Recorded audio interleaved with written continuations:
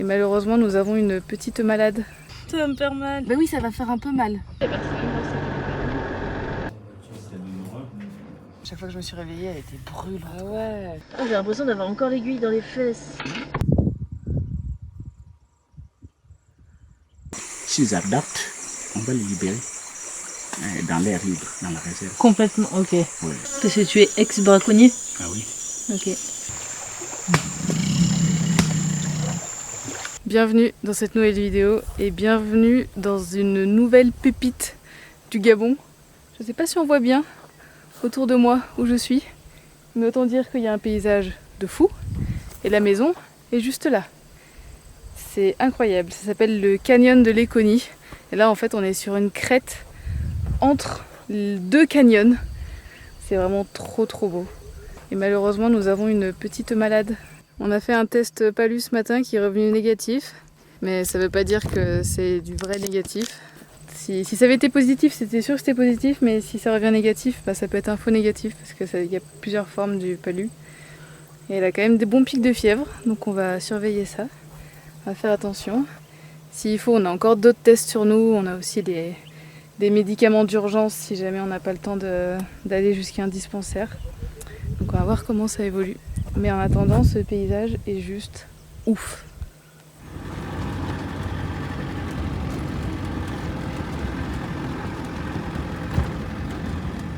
Tu as piqué ton doigt là? Non, pas encore.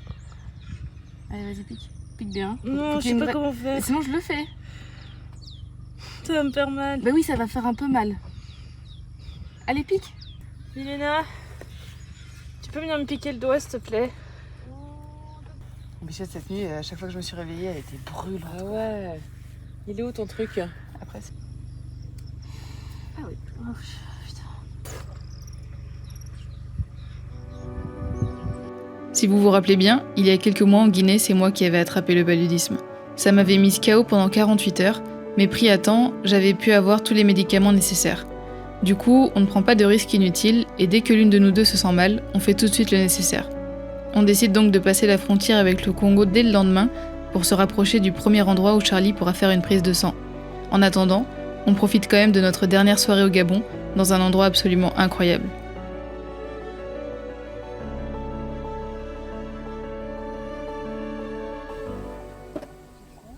baguette de pain.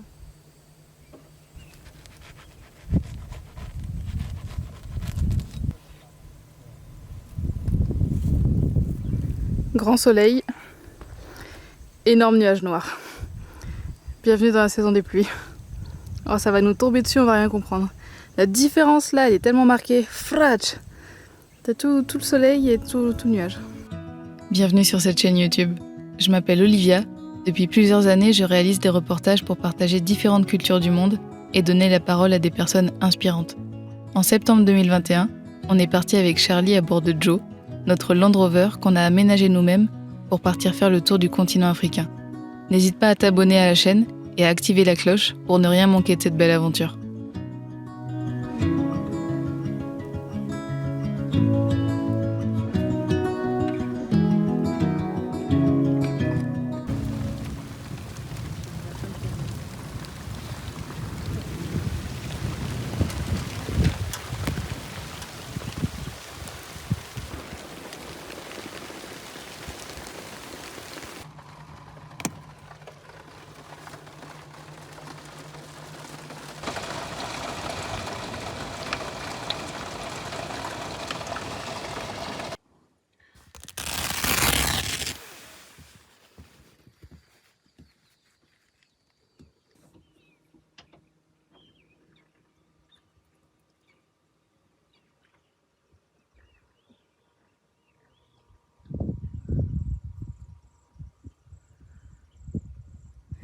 On quitte ce bel endroit. On en aurait bien profité plus longtemps, mais Charlie se sent toujours pas bien, donc on va essayer de vite passer la frontière Congo et trouver un docteur de l'autre côté. Le test palu était négatif, mais il peut y avoir d'autres maladies.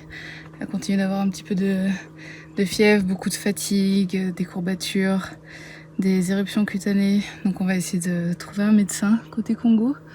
La frontière devrait être rapide, apparemment, d'après ce qu'on nous a dit. En plus, on a déjà notre visa Congo, qu'on a fait du coup à Libreville.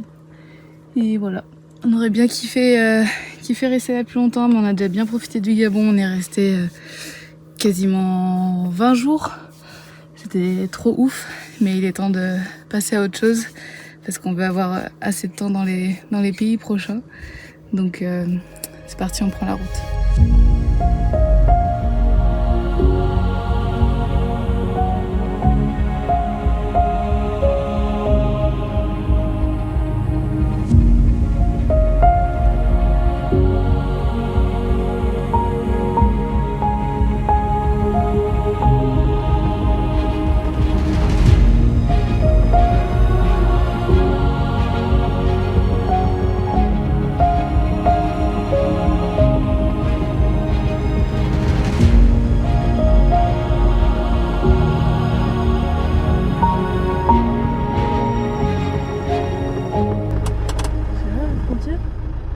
C'est là la sortie du Gabon.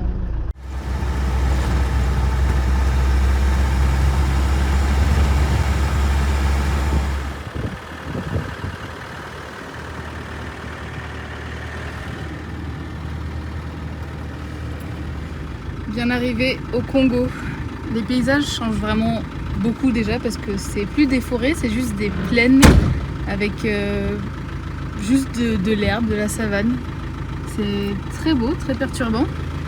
Et du coup, on va rouler pendant quasiment 200 km parce qu'il n'y a pas de grosse ville pour le moment. Donc on va rouler jusqu'à une ville qui s'appelle Oyo pour essayer d'aller chez le docteur, à l'hôpital, pour madame.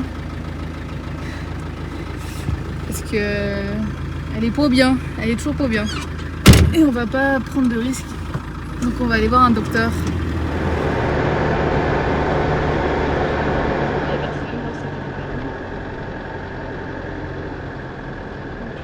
Bonjour, on aimerait voir un médecin. On aimerait voir un médecin. Vous voulez voir les médecins? Oui. Oui, par terre, l'urgence là-bas. Là-bas? Ok. Merci.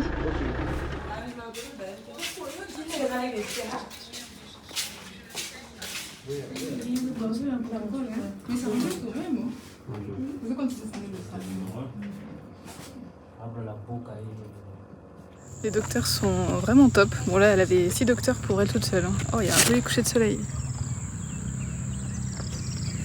Mais les docteurs ouais, sont vraiment top. Il y a 3 maladies possibles qui ont été évoquées. Le paludisme, la dengue et chikungunya. Voilà, du coup elle va faire une prise de sang là. L'après-midi, le matin, on a la consultation externe. À l'entrée, là, vous avez vu, c'est notre service radiologie. On fait lire le scanner. En attendant les résultats du labo biologique de la prise de sang, on fait le tour de l'hôpital avec Précieuse pour découvrir tous les côtés de l'hôpital, un truc que tu ne feras absolument jamais en France. Mais du coup, c'est bien intéressant et ça nous a fait passer le temps en attendant. J'ai l'impression d'avoir encore l'aiguille dans les fesses. Est-ce que tu veux expliquer à la population le résultat de cette soirée à l'hôpital? J'ai une piqûre dans les fesses et ça fait très mal. Et j'ai 32 parasites dans le sang. En fait, ça veut juste dire que j'ai le palu. Mais le docteur, il a dit 32 parasites, c'est pas beaucoup. Mais vu que vous êtes blanc, c'est pour ça que vous n'êtes pas habitué aux maladies tropicales. C'est pour ça que vous réagissez comme ça. J'ai d'accord. On dit merci au monsieur. Oui, je passe. Bonne soirée.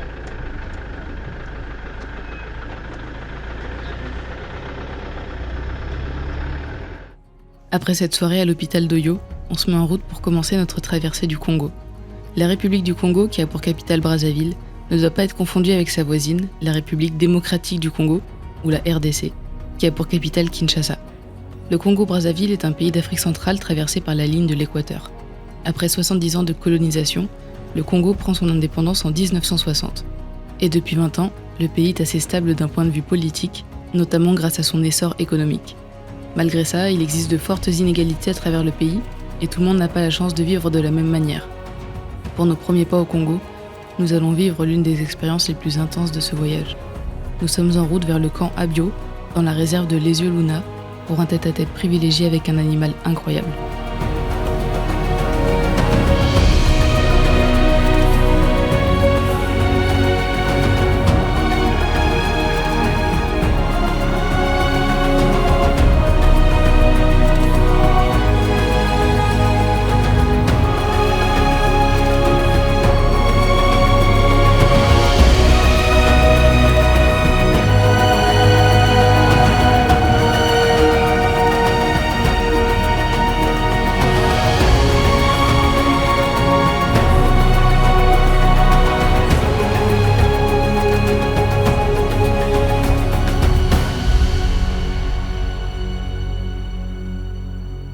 arrivé au camp Abio. On a traversé une piste d'environ 15 km qui était absolument magnifique à travers des paysages vraiment de ouf.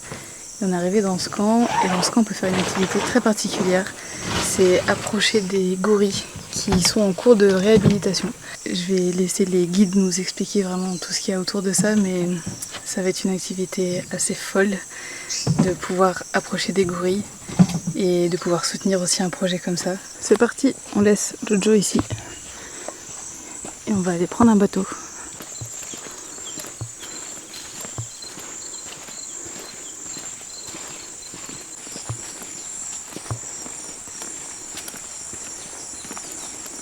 Et les plantes, enfin, ils mangent aussi des herbes et tout, ça c'est... Ceux-là, normalement, pas assez. Ils ont commencé à manger ça, comme ce sont les gorilles qui reviennent de Londres. Ah, de Londres, ils reviennent? Oui, ça c'est la troisième génération à Londres. Leur grand-père était congolais, ramené pendant les événements à Londres. On le fait maintenant revenir ici. Bon, ils n'ont pas l'habitude de manger les herbes. Pour le moment, on est en train de leur apprendre à manger les herbes, ce qui est sauvage. S'ils adaptent, on va les libérer dans l'air libre, dans la réserve. Complètement, ok. Ouais.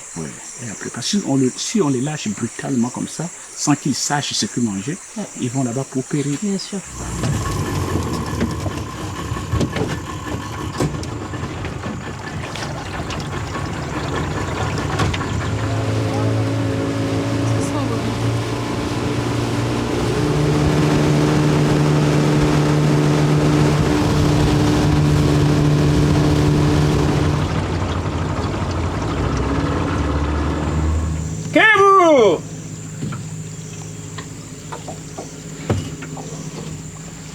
Vous venez les voir toujours au même endroit?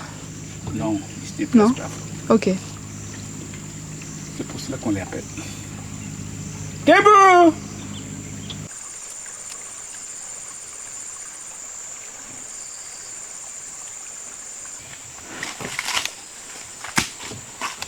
Regarde.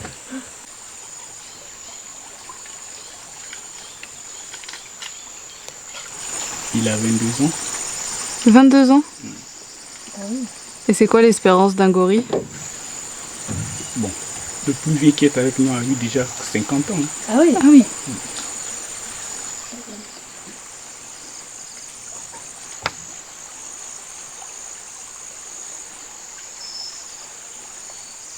Il est considéré comme étant un gros gorille ou un petit gorille? Non, il y a un gros gorille. C'est un gros gorille. Les orphelins là, quand il arrive, on les nourrit en petit de bas âge jusqu'à ce qu'il va devenir à l'âge de 11 ans, 12 ans, on les lâche. Et quand vous les lâchez, après il y a un suivi pour être sûr? Oui, on fait le suivi parce qu'on ne peut pas lâcher les animaux comme ça sans savoir l'état. Trop bien. On est à quelque chose il y a un groupe de 50 et quelques, et un groupe de 12 et un groupe de 7. Ok. Et qui ont commencé à mettre bas. Ah, ça c'est bien. Alors, Foubou, qu'est-ce qui se passe? Tu regardes là-bas, c'est quoi? On dirait qu'il réfléchit de ouf. Ouais.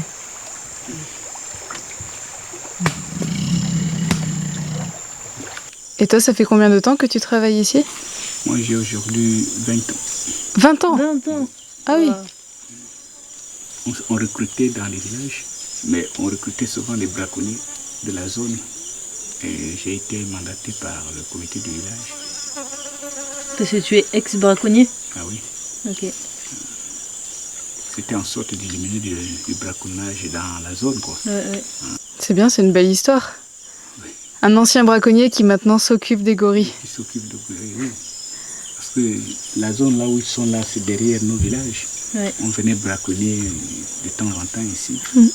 Mais quand ils ont pris cette zone, quand ils ont introduit les gorilles, il fallait qu'ils nous prennent pour la sécurité.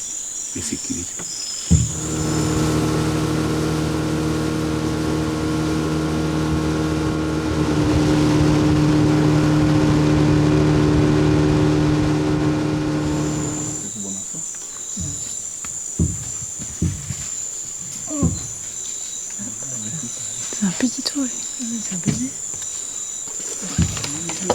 Oui, il y en a un gros derrière. Ça, c'est l'orphelin. Ah, c'est Ah, lui, l'orphelin? Oui, c'est lui l'orphelin.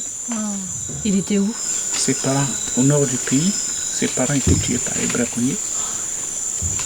Il était ramassé par les passagers.